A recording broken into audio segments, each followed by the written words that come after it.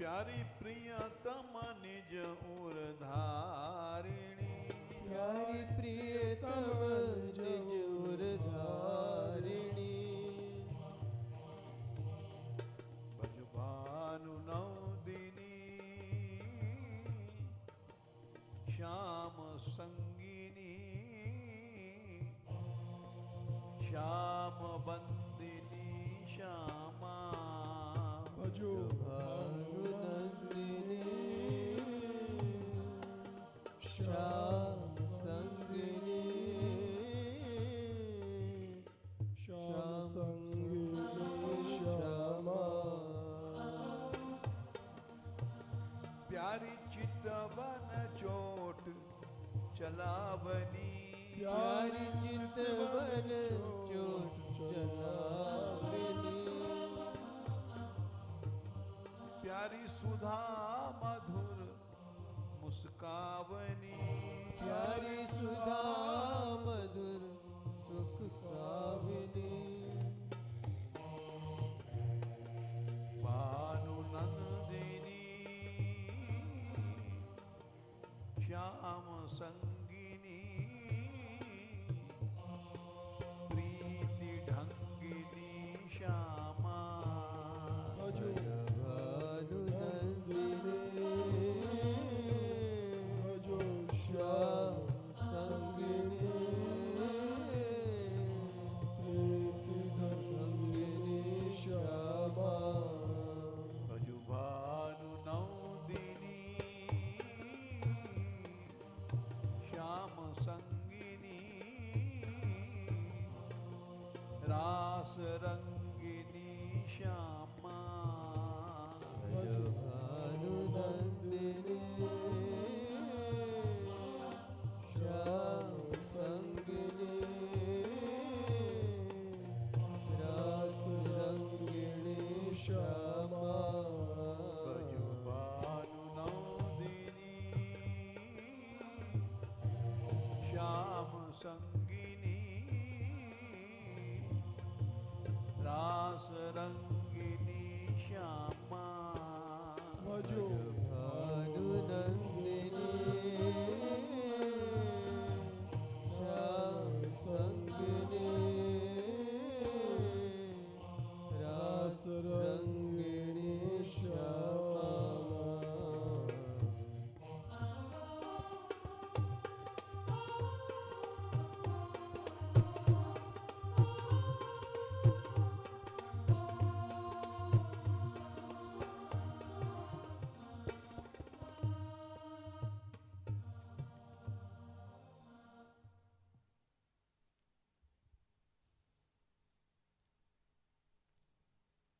कल ययाति जी की कथा हुई थी,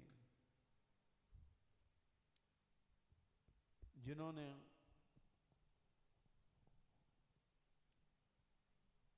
ससुर के श्राप से बुढ़े हो गए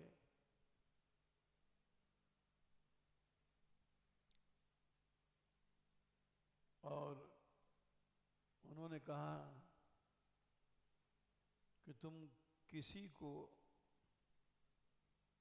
जवानी ले लो और बुढ़ापा दे दो, अल्टा पल्टी कर लो।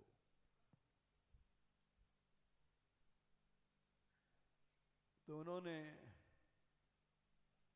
अपने सबसे छोटे लड़का पुरु की जवानी मांग लिया और उसको अपना बुढ़ापा दे दिया।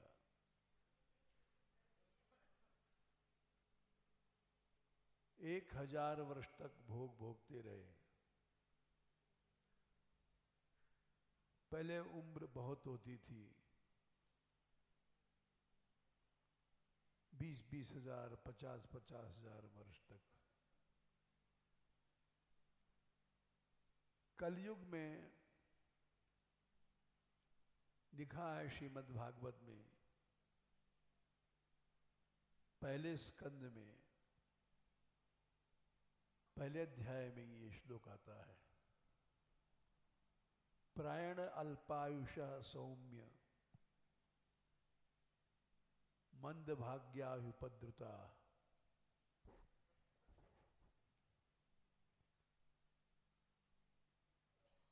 इस कलयुग में सबकी उम्र घट जाएगी, मंदभागी हो जाएंगे, अनेक नए नए रोगों से घिरे रहेंगे। जाने कितने नए नए रोग चल रहे हैं।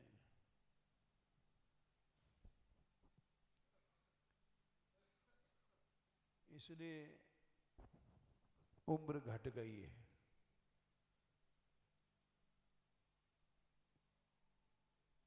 लेकिन इसको रख दो अभी वही ऊपर फ्रीज में। 1000 वर्ष तक भोग भोगने के बाद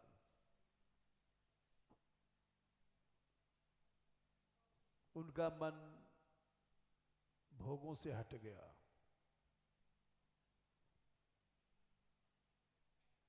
भोगों में सुख की प्रतीति होती है, लेकिन सुख है नहीं है।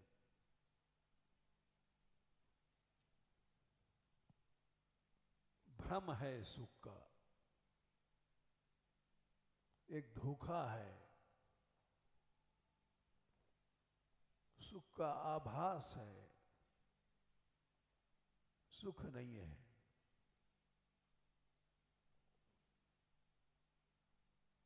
यही संस्पृशजा भोगा दुख योनय एव ही आद्यंत बंत कौन्तेय नतेषु रमते बुध 5/22। जितने भी भोग हैं उससे दुख पैदा होता है। दुख योनय, दुख की योनि है, क्षणिक हैं। उसमें कोई भी बुद्धिमान रमण नहीं करता। रमण करने वाला मूढ़ है।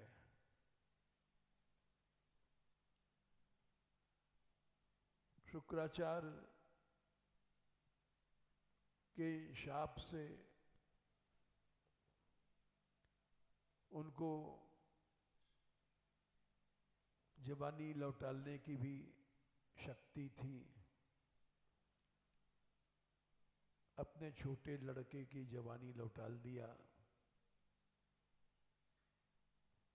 और अष्टक के पुण्य से पुनः स्वर्ग चले गई।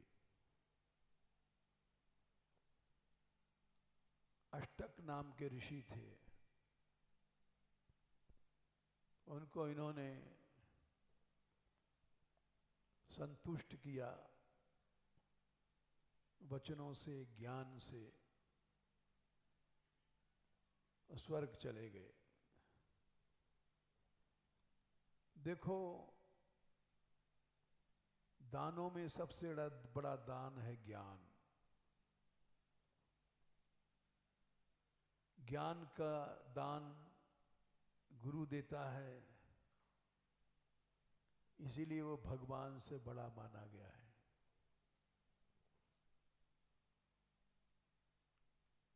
तद्विद्धि प्रणिपातेन 4थे अध्याय में भगवान ने स्वयं कहा, वो ज्ञान तुमको महापुरुषों के पास जाओ, उनकी शरण में जाओ तो मिलेगा। 4/33 तद्विद्धि प्रणिपातेन परिप्रश्नेन सेवया। उनकी शरण में जाओ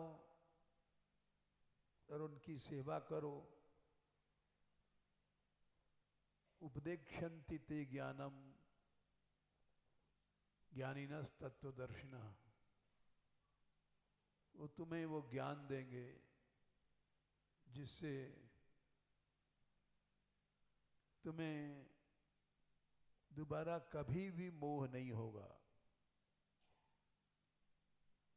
यज ज्ञात्वा न पुनर्मोहम एवं यास्यसि पांडव।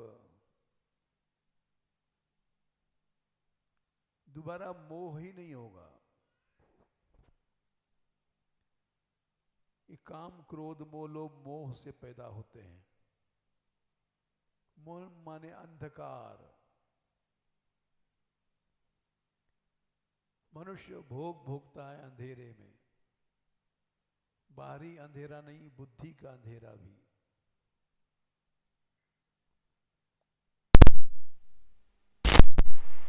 तुम्हें कभी मोह नहीं होगा। मोह नहीं होगा तो काम नहीं होगा, क्रोध नहीं होगा। यज ज्ञात्वा न पुनर्मोहम एवं यास्यसि पांडव। मोह इसलिए नहीं होगा, येन भूतानि अशेषेण द्रक्ष्यस्यात्मन यथो मयि। सब प्राणियों को तुम अपने भीतर देखोगे, उसके बाद मुझ में देखोगे। ये काम क्रोध आदि भिन्न बुद्धि में होता है, भेद बुद्धि में। जैसे हम लोभी हैं, दूसरे के पास पैसा देखा, लोभ सताने लग गया। क्रोधी हैं, दूसरे के अपराध को नहीं सह पाए, क्रोध आया। कामी हैं, दूसरे के शरीर को देख के भोग की इच्छा उत्पन्न हुई। भेद में ये सब चीजें आती हैं। जब तुम अपने भीतर ही सब प्राणियों को देखोगे, न काम सताएगा, न क्रोध, न मोह, न लोभ। तो महाराज ययाति ने अष्टक ऋषि को ज्ञान दिया, उसी पुण्य से फिर से स्वर्ग चले गए।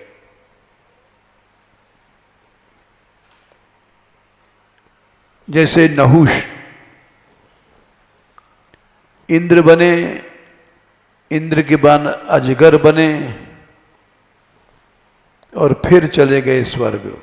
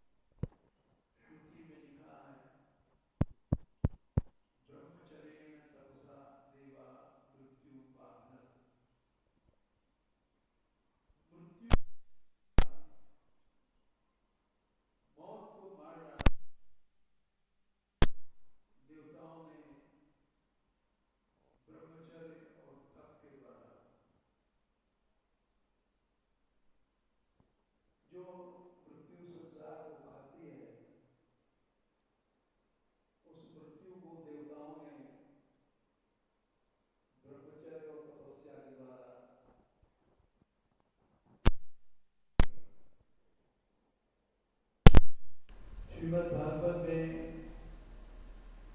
सारी कथाएं हो गई। परीक्षित जी का धाम गमन हो गया, तक्षक आया, काटा। इसके पहले वो ब्रह्म भाव को प्राप्त हो गए थे, लेकिन फिर भी मार्कंडेय जी की कथा रह गई थी। सुखदेव जी चले गए, परीक्षित चले गए, उसके बाद फिर से मार्कंडेय जी की कथा भई। क्यों? इसीलिए भाई कि परीक्षित ने शाप को भोगने के बाद भी अमरत्व को प्राप्त किया, ब्रह्म भाव प्राप्त किया। हर आदमी मृत्यु को जीत सकता है, असंभव काम नहीं है, बहुत आसान है। हम भगवान की शरण में सच्चे मन से चले जाएं, काल की क्या चलाई, महाकाल भी कुछ नहीं कर सकता हमारा। नंद भवन को भूषण माई,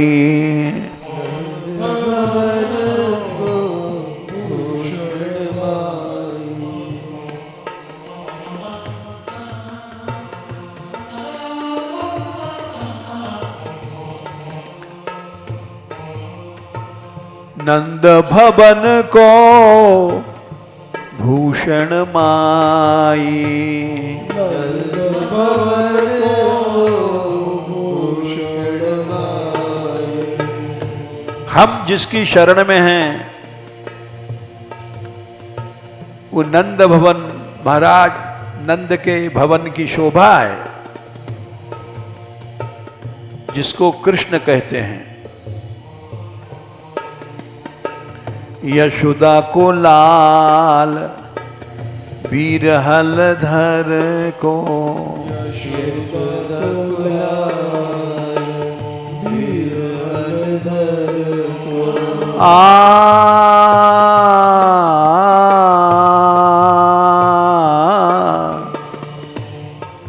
उसके अनेक रूप हैं, तुमको जो रूप लगे पसंद कर लो। तुम उसको बेटा बनाओगे तो बेटा बन जाएगा। यशोदा को लाल बीरहल धर को, यशोदा को लाल बीरहल धर को। दाऊ का भाई है, भाई बनाओगे भाई बन जाएगा।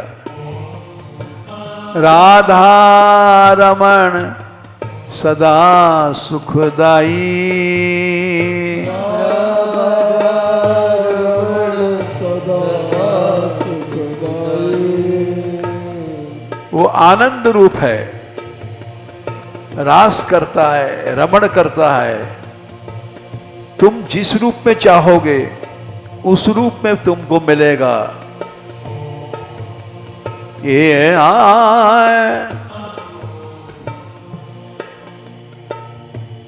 ब्रह्मा जी ने कहा है ऐसा क्यों है? बोले भक्ति एक शक्ति है, उस शक्ति से तुम भगवान को जैसा चाहोगे बना लोगे। ब्रह्मा जी ने कहा है त्वं भाव योग परिभावित हृसरोज। भक्ति क्या है? भाव योग। भाव योग से अपने हृदय को शुद्ध करो। हमारे हृदय में लड्डू पेड़ा भोग मलमूत्र घुसे पड़े हैं, इसको निकालो। और भाव योग, भगवान ही हमारे सब कुछ हैं। लड्डू गोपाल जी हमारे लड्डू हैं। त्वं भाव योग परिभावित हृसरोज, उसे तुम्हारा हृदय कमल बन जाएगा। करोज सरोज माने कमल।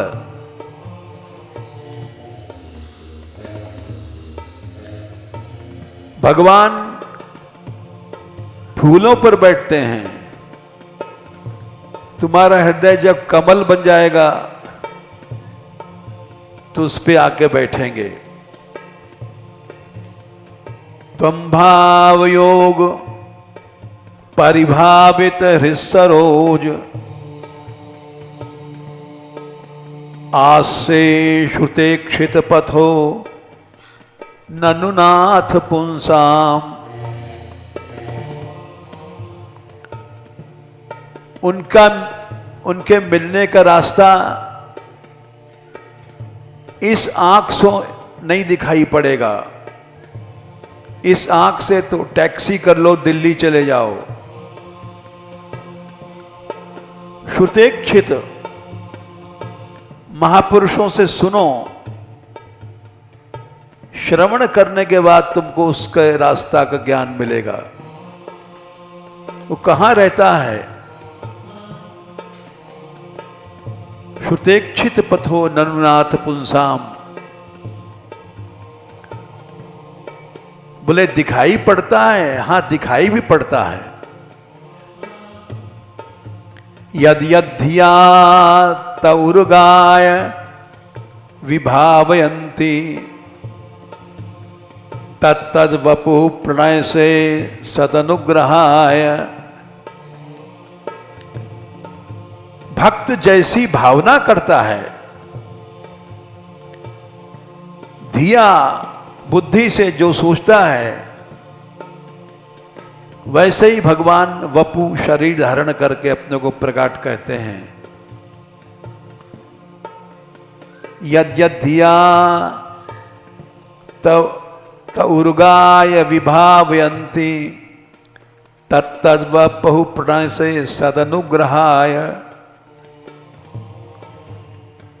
भक्त जैसा चाहता है, भगवान को बनना पड़ता है, क्योंकि वो कृपा रूप है भगवान। एक भक्त हुए हैं नरहरि, सोनार, महाराष्ट्र में हुए हैं।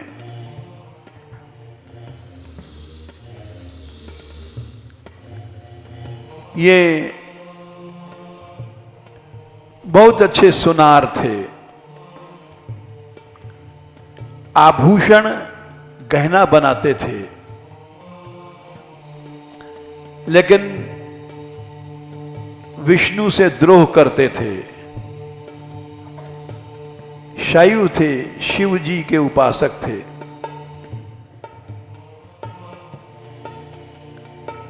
उपासक। भगवान जब दया करता है तो हृदय की सारी कमजोरियों को दूर कर देता है। हृदय के भीतर सारे मैलों को हटा देता है। शृण्वता स्वकथाम नित्यम पुण्य श्रवण कीर्तनः। हृदयंतस्थो यभद्राणि विधनोति सुहृत सताम। भगवान हृदय में घुसता है और स्वयं बुहारी लगाता है भक्त के हृदय रूपी कोठरी में, और अपने बैठने लायक जगह बनाता है।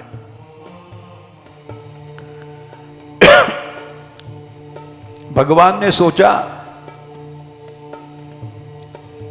इसके अंदर भेद बुद्धि है, ये शिव हैं, ये विष्णु हैं। बहुत से लोग भेद बुद्धि पैदा करते हैं, इसी को रस मान लेते हैं। हमारे ब्रज वृंदावन में भी कुछ लोग ब्रज को अलग मानते हैं, वृंदावन को अलग मानते हैं और रसिक बनते हैं। सिद्धांत कहता है संभल के चलना ये अपराध का मार्ग है, नामापराध में फंस जाओगे।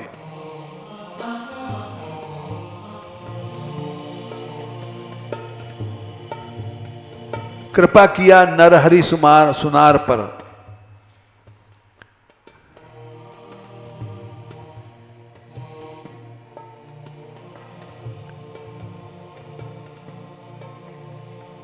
मंदिर के पुजारियों ने कहा कि हमको ठाकुर जी के लिए गहना बनवाना है। मूर्ति थी विट्ठल भगवान की, कृष्ण की। नरहरि सुमा शैव थे, उनसे झूठ बोले, चलो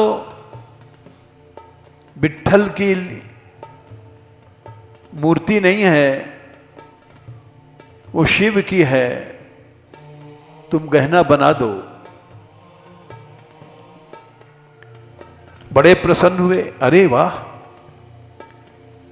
शिव की मूर्ति है तो हम बिना पैसा के ही गहना बना देंगे, पारिश्रमिक नहीं लेंगे। आए, लोगों ने उनके आंख में पट्टी बांध दिया था। ये अगर विट्ठल की मूर्ति देखेंगे तो कुछ नहीं करेंगे। बोले आपको गहना बनाना है और मूर्ति को छूने देंगे, देखने नहीं देंगे। बोले ठीक है, हम हाथ से नाप ले लेंगे। जैसे जो दर्जी होता है, कपड़ा बनाता है तो नाप लेता है, चेस्ट कितना, कमर कितनी, छाती कितना। नरहरि सुमार गए, हाथों से छुआ तो छू के समझ गए कि ये तो कृष्ण है, इसके बंशी है हाथ में, कृष्ण की मूर्ति तो नहीं बनाऊंगा, मैं तो शिव का भक्त हूं। उन्होंने यों पट्टी खींच के अपनी फाड़ दिया। बोले झूठ है, ये विट्ठल है। लेकिन जब आंख खुली तो देखा शंकर थे। अरे ये तो शंकर है, हमारा इष्ट है, प्रभु क्षमा करो, हम आपकी कौंधनी बनाएंगे।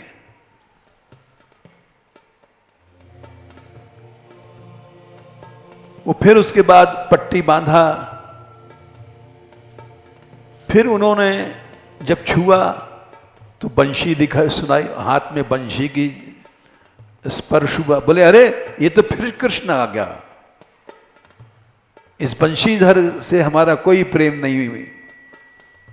फिर उन्होंने पट्टी खोला तो देखा त्रिशूल, शंकर, हाथ में डमरू, त्रिशूल और डमट डमट डमट डमट निनाद डमर वयम, डमरू बज रहा है। अरे ये क्या देख रही हैं? फिर से पट्टी बांधा। फिर पट्टी बांध करके जब छुआ तो अरे तो बंशी फिर हाथ में, ये क्या बात है? बंशी वाले के लिए मैं कुछ नहीं करूंगा, बंशी वाले से तो मुझे चिढ़ है, मैं तो शिव के लिए बना सकता हूं। वो कई बार ऐसा किया। जब पट्टी बांधे तो विट्ठल बंशी वाले, और गुस्से में पट्टी खोल दें तो शंकर त्रिशूल वाले। जब ऐसा कई बार हुआ तो समझ गए, अरे मूढ़ मन, तू समझता क्यों नहीं? यही तो हैं जो बंशी वाले बनते हैं, यही तो हैं आँख खोलने पे शंकर बनते हैं। दोनों एक हैं, दोनों भेद नहीं हैं। मैं मूर्खता में फंसा रहा, चरणों में गिर पड़ा। बोले विट्ठल तेरी कौंधनी बनाऊंगा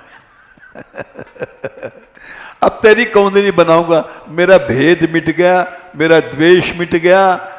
जय विट्ठल, जय विट्ठल। तो ये मनुष्य यद्यधिया तौर गाय भावयंती, ये भागवत का श्लोक है, ब्रह्मा जी ने कहा है 3 स्कंद में 9वें अध्याय में। भक्त जैसी भावना करता है भगवान को वैसा बनना पड़ेगा। भगवान भक्त को बनाता है नहीं, भक्त भगवान को बनाता है। संत हमारे बाप हैं, संत हरि के बाप हैं, संत हरि के पूत। संत हरि के बाप हैं, संत हरि के पूत।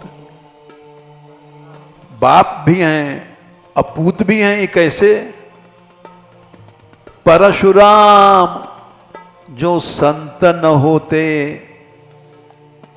रामऊ जाते औत। औत ब्रज की गाली है, निपूते रह जाते हैं, पुत्र रहित, इनका वंश ही नहीं चलता है। संत हैं इसलिए इनका वंश चल रहा है। तो भगवान को जैसा बनाता है भक्त, भगवान को बनना पड़ता है।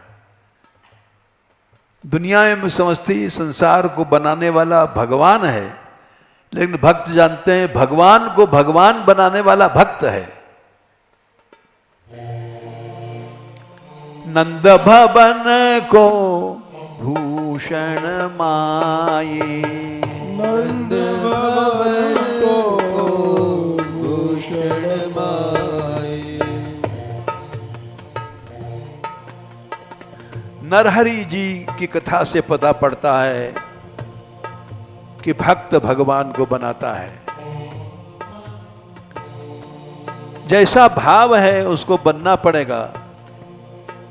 यशोदा को लाल बीरहल धर को, यशोदा को लाल बीरहल धर को। तुम्हारा वात्सल्य भाव है तो बेटा बन जाएगा, भाई बन जाएगा। राधा रमण सदा सुखदाई, राधा रमण सदा सुखदाई। नंद भवन को भूषण माई, नंद भवन को भूषण माई। अरे वो नंदलाल सब कुछ है। बोले हम तो इंद्र को मानते हैं, हम अमुक देवता को मानते हैं। बोले मानो, लेकिन वो इंद्र को इंद्र, देव को देवन। इंद्र को इंद्र, देव को देवन। इंद्र का भी इंद्र है, इंद्र को इंद्र, देव को देवन।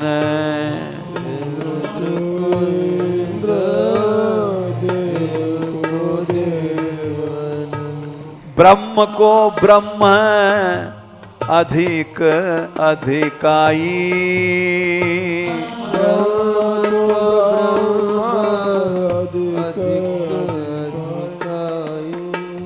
ब्रह्म सबसे बड़े को ब्रह्म कहा गया।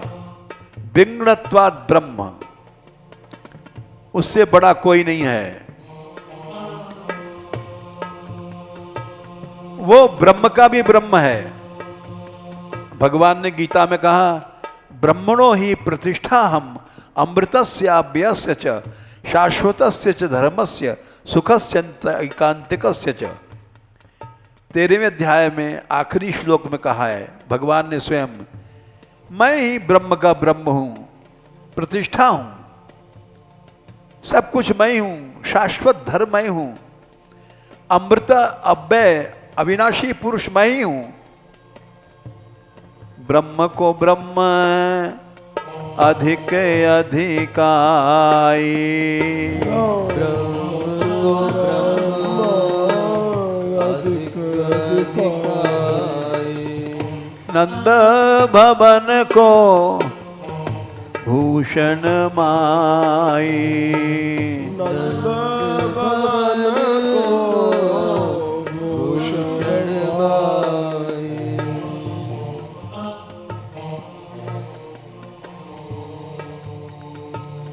और काल को काल ईश ईशन को। काल को काल ईशन को। सारे संसार को काल खा जाता है। अब वो काल का भी काल है।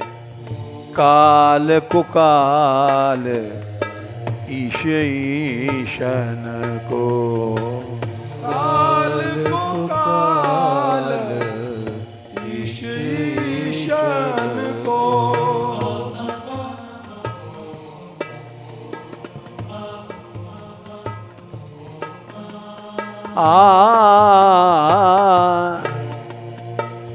संतन को सुख देने वाला है।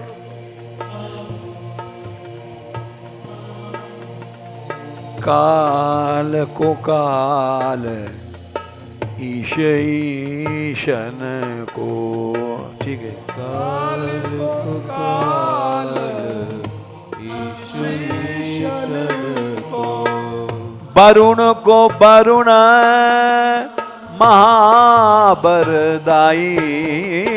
वरुण को वरुण महाबरदाई। वरुण को वरुण मां बरदाई। वरुण को वरुण महाबरदाई। नंद भवन को भूषण माई। नंद भवन को भूषण माई।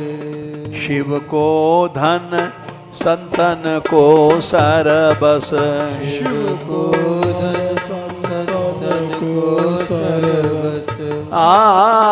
महादेव का धन है। महादेव जिसके लिए गोपी बन गए।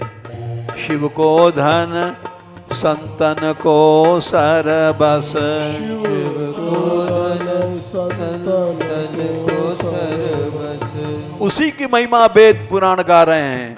महिमा वेद पुराणन गाए। महिमा वेद पुराणन गाए। पुराणन गाए। पुराणन गाए। नंद भवन को भूषण माई। नंद भवन को भूषण माई। बोले तुम्हारा क्या है? हमारा तो जीवन है।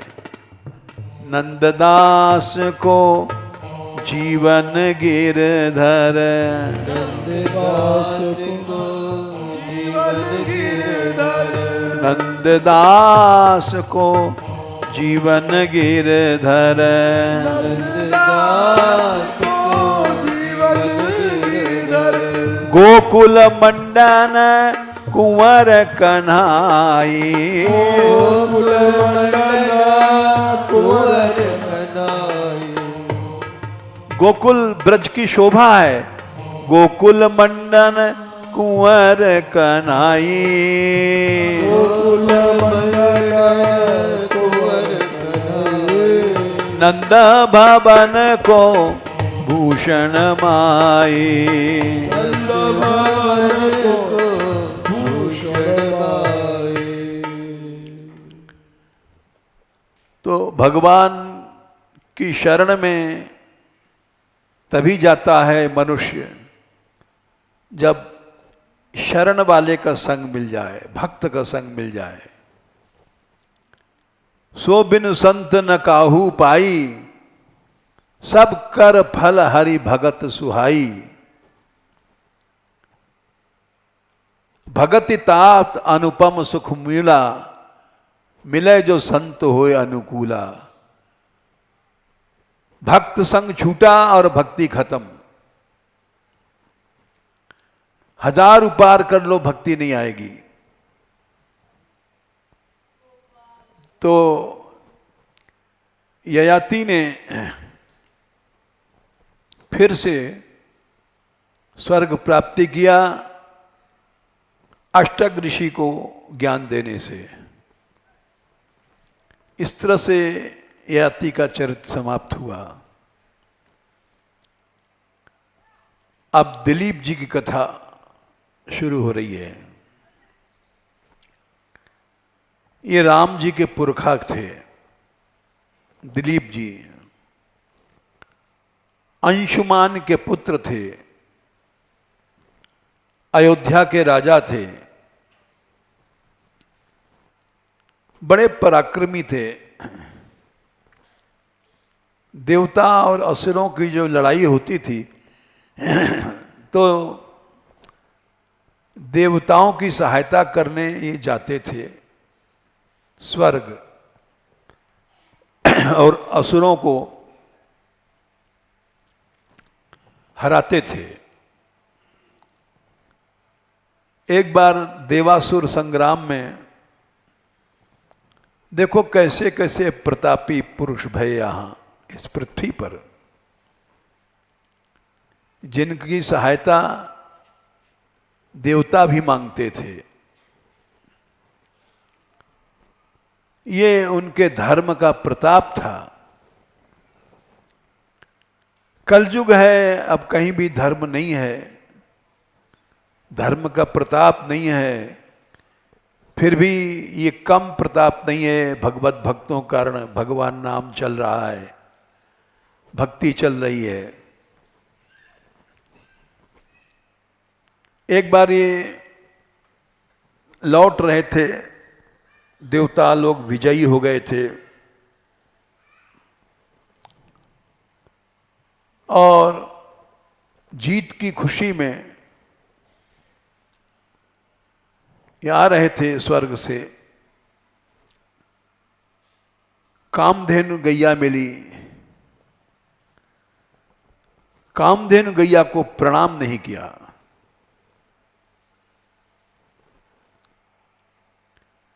जब प्रणाम नहीं किया तो वो अपराध हो गया। जो श्रद्धा करते हैं उनके लिए गौ माता है, सर्वदेवमयी गौ है। किसी देवता की पूजा की जरूरत नहीं है, गौ माता है। भगवान ने भागवत में कहा, गो विप्रा नल पर्वतान, ब्रजवासियों तुम जाओ इंद्र का यज्ञ बंद कर दो। बोले हम हर साल पूजते थे, इस साल क्या करेंगे? तो उन्होंने कहा कि यज्ञ करो, गायों का यज्ञ करो, विप्र का, ब्राह्मणों का। अनल यज्ञ में अग्नि चाहिए और पर्वतान गिरिराज महाराज का। ये भगवान ने कहा है। तुम लोग जाओ और क्योंकि भगवान ने 29वें श्लोक में कहा है, अध्याय 24, 10, 24, 29 में, गोपियां जाएं गहना पहन करके, स्वलंकृता भुक्तवंता स्वनुलुप्ता सुवाससः, अच्छा वेश बना करके, और प्रदक्षिणम च कुरुत गो विप्रानल पर्वतान, अच्छा आभूषण, अच्छा गहना, अच्छा वेश बना करके। ब्रजवासियों को जो वेश है उसको बना करके, ऐसा नहीं कि हम ब्रजवासी हैं और सलवार कुर्ती उर्ती पहने लग जाएं, देसी गधा बिलायती रेख। अभी कोई कह रहा था सवेरे हमसे कि आपकी कुटी पर भी सलवार चल गया है। हमने कहा चल गया होगा, लेकिन हम तो इसका समर्थन नहीं करते हैं। हम तो चाहते हैं ब्रजवासी ब्रज का ही वेश पहने। देसी गधा और बिलायती रेख ये नहीं अच्छा है। भगवान कह रहे हैं स्वलंकृता, खूब गहने पहनो, भुक्तवंत खाओ, सुवासस ब्रज की पोशाक पहनो और प्रदक्षिणा करो। गो विप्र अनल पर्वतान, गाय के यज्ञ करो, पर्वत गिरिराज जी के यज्ञ करो। लेकिन आजकल लोगों में कलयुग के कारण से श्रद्धा नहीं है। नहीं, ये सब सनातन देव हैं और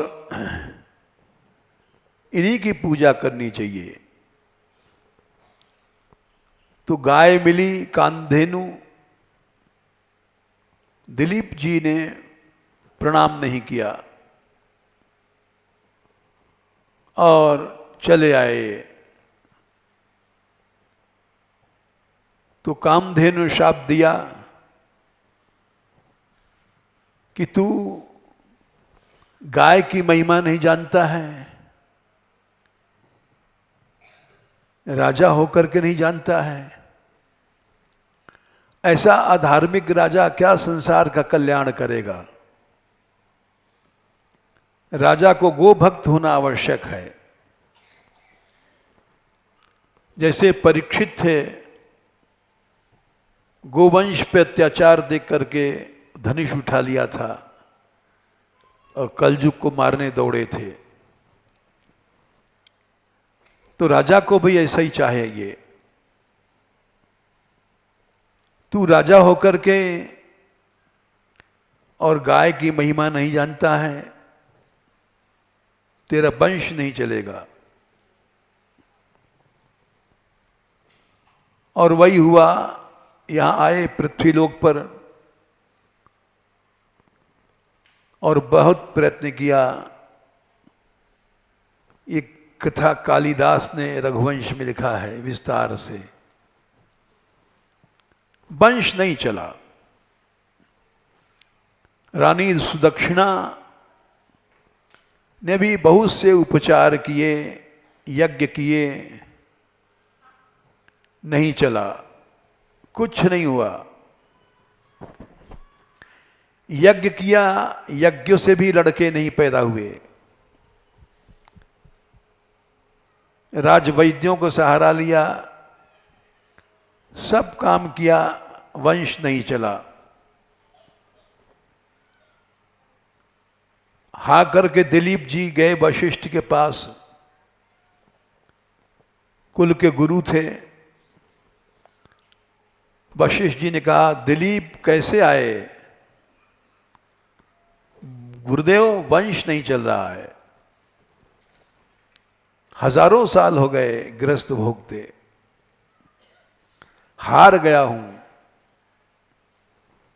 अच्छा दिलीप, मैं कारण बताता हूं, इसमें एक रहस्य है। तुम जब आ रहे थे देवताओं की विजय के बाद, देवासुर संग्राम से लौट रहे थे, उस समय विजय की खुशी में तुम इतने मस्त हो गए थे कि तुमने कामधेनु गैया सामने आई, उसको प्रणाम नहीं किया। कामधेनु गैया ने कहा तू राजा होकर के गो की भक्ति नहीं जानता है, इसलिए तेरा वंश नहीं चलेगा। चलेगा तभी जब किसी गो माता की कृपा होगी।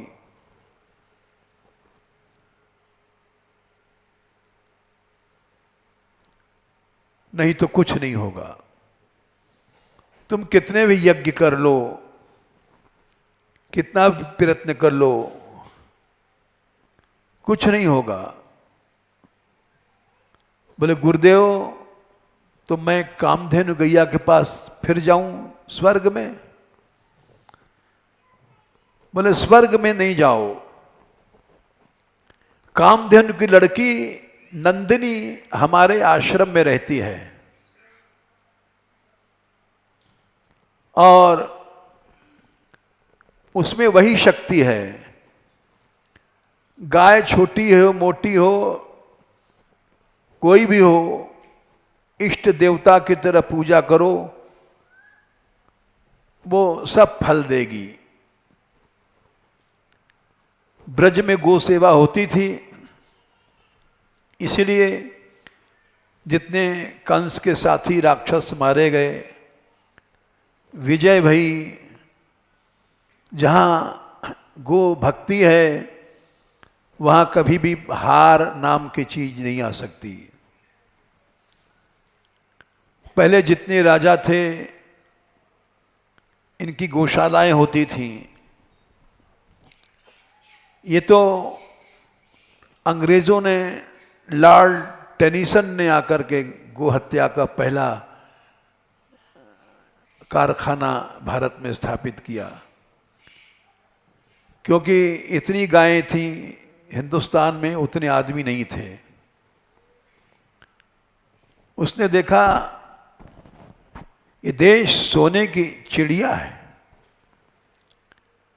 इस देश में एक बीघे में हजारों मन अन्न पैदा होता है। इसका कारण क्या है? इतनी खाद थी गोवंश की। तो टेनिसन ने सोचा इस सोने की चिड़िया को जीतना है तो पहले इस गोवंश को नष्ट करो। उसके बाद हजारों गो हत्या केंद्र खोले गए और अब भी संसार में हिंदू लोग जाग नहीं रहे हैं कि इतनी गौशालाएं हैं, कुछ दिन बाद ऐसा लगता है गाय एक भी नहीं रहेगी। 30-30 हजार रोज गायें एक दिन में कट रही हैं।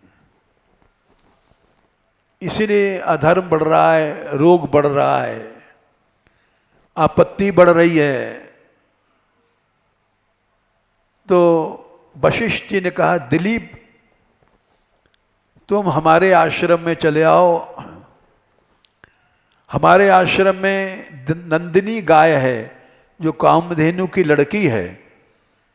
स्वर्ग में तुम कहाँ जाओगे गो सेवा करने? गो सेवा तपस्या से होती है। सेवा तो वही कर सकता है जो आलसी नहीं है, मेहनती है। गौशाला साफ करना, गायों के गोबर को उठाना, परिश्रम करना, ये तप है। तो तुम यहीं हमारे आश्रम में आ जाओ।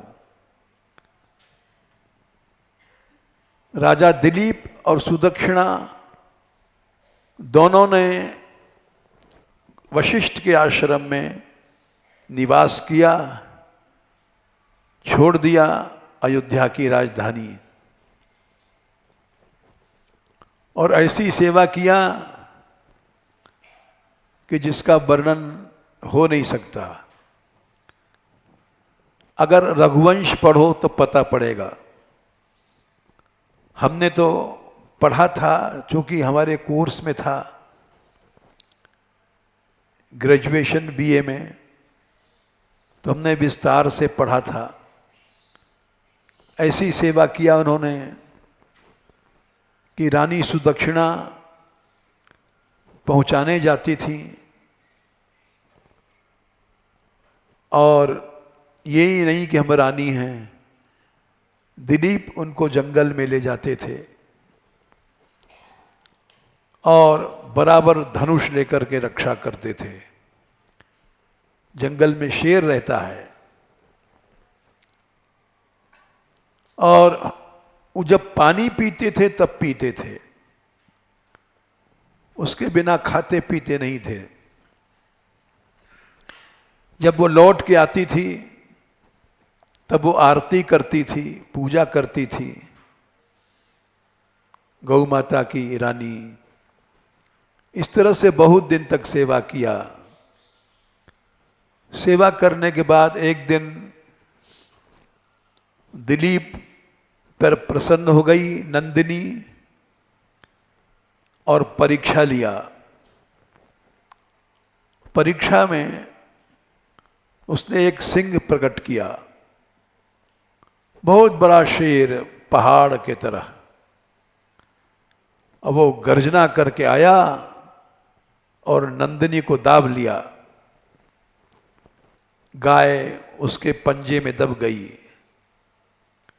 दिलीप ने देखा, धनुष उठा लिया। महापराक्रमी थे, असुरों को हरा देते थे, साधारण धनुषधारी नहीं थे। जब धनुष उठाया तब सिंह बोला, दिलीप तुम इस गाय को बचा नहीं सकते हो, ये मेरा भोजन है। तुम जानते हो मैं कौन हूं? दिलीप बोले, मैं जानता हूं कि आप सिंह हैं, लेकिन कोई अलग विचित्र सिंह हैं। शेर तो इस तरह से नहीं बोलता है मनुष्य की भाषा में। बोले, हां मैं भगवती देवी का सिंह हूं। देवी का वरदान है कि इस जंगल में जो आएगा वो मेरा ग्रास होगा, मेरा भोजन होगा। तुम इसको बचा नहीं सकते हो। चलाओ बाण। जब उन्होंने धनुष उठाया तो सिंह ने गर्जना किया, उनकी भुजाएं स्थिर हो गईं, हिल नहीं रही, डुल नहीं रही हैं। वो समझ गए कि भगवती का सिंह है, इसने हमारी भुजा को बांध दिया, अब धनुष नहीं चलेगा, तो मैं इस गाय को कैसे बचा सकता हूं। उन्होंने सिंह से कहा कि सिंह तुम मुझे खा लो, मेरी रानी को खा लो, लेकिन इसको छोड़ दो। बोले, राजा तू मूर्ख है। राजा हो के मूर्ख है। अरे राजा नहीं रहेगा तो देश कैसे चलेगा? देश का विनाश हो जाएगा। चोर डाकू ये सब देश को नष्ट कर देंगे।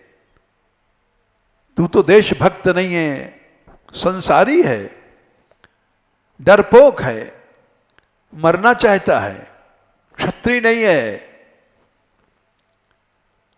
मैं तुझे खा करके क्या करूंगा? अगर तू चाहता है इसको बचाना, इसके बदले में मुझको और गायें ला दे।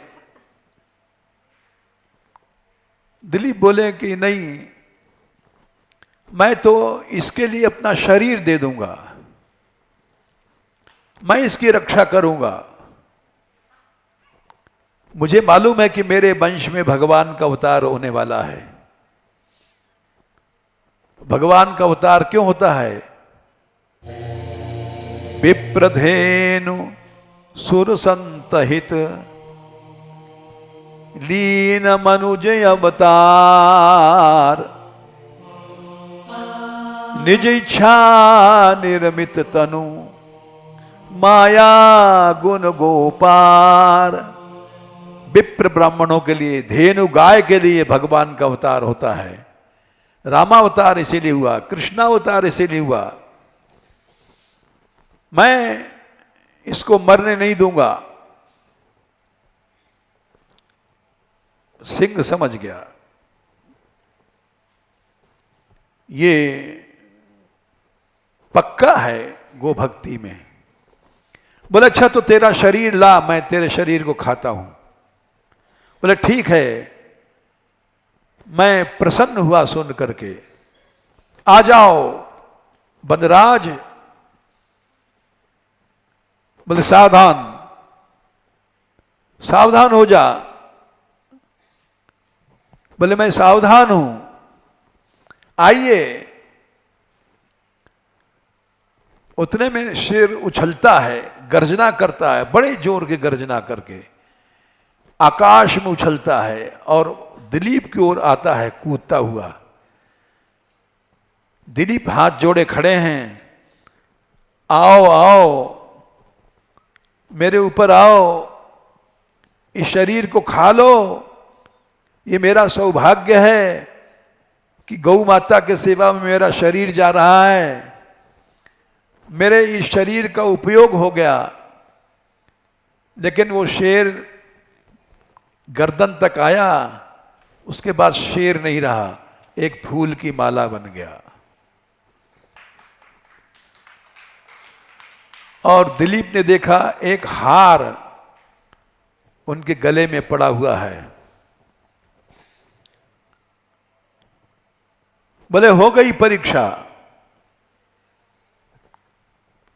तू ले दूध मेरा पी ले और तेरे पुत्र उत्पन्न होगा, वंश चलेगा और तेरे वंश में भगवान का अवतार होगा,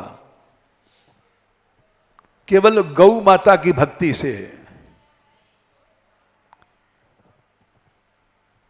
दिलीप जी बोले मैं बिना गुरुदेव की आज्ञा के आपका दूध नहीं पी सकता। गौ माता आप तो पूज्य हैं, आपकी आज्ञा पालन करनी है, लेकिन गुरुदेव की आज्ञा पहले।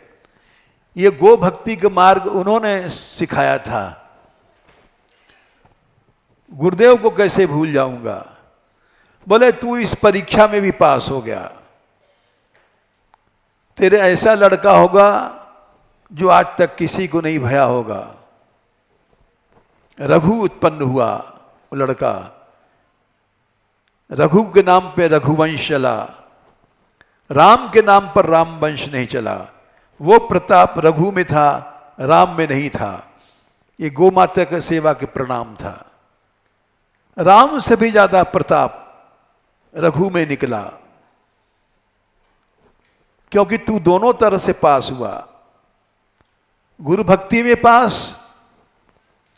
और गो भक्ति में पास। ठीक है, मेरा दूध तू लेना, गुरु की आज्ञा मान करके पी लेना। वहां से आए, फूल की माला पहने हुए रहे। रानी सुदक्षिणा खड़ी थी, वो दौड़ी, देख करके एक ऐसी माला चमक रही थी, दिव्य माला थी। वो समझ गई कि आज कोई घटना घटी है। आरती किया और राजा दिलीप बोले सुदक्षिणा, हम लोग जिस लिए आए थे, जंगल में रह रहे थे, गो माता प्रसन्न हो गई है, चलो गुरुदेव के पास चलेंगे, वहां सब सुनाएंगे। वशिष्ठ के पास आए, वशिष्ठ हंस रहे थे। बोले दिलीप, हाँ गुरुदेव, तेरी इच्छा पूरी हो गई। हाँ गुरुदेव, आपने ऐसा रास्ता सिखाया, यदि मैं गो भक्ति नहीं करता तो मेरा वंश नष्ट हो जाता। अब मेरे वंश में भगवान भी आएंगे और भगवान से ज्यादा प्रतापी लड़का मेरे पास हो जाएगा। ये केवल गो सेवा का परिणाम है। अच्छा जा, दूध ला, भोग लगा। दूध लाए दूह करके, गुरुदेव पहले आप। अच्छा अच्छा, फिर उस दूध को दिया उन्होंने रानी सुदक्षिणा को, उससे रघु पैदा हुआ। तो ये दिलीप की कथा थी।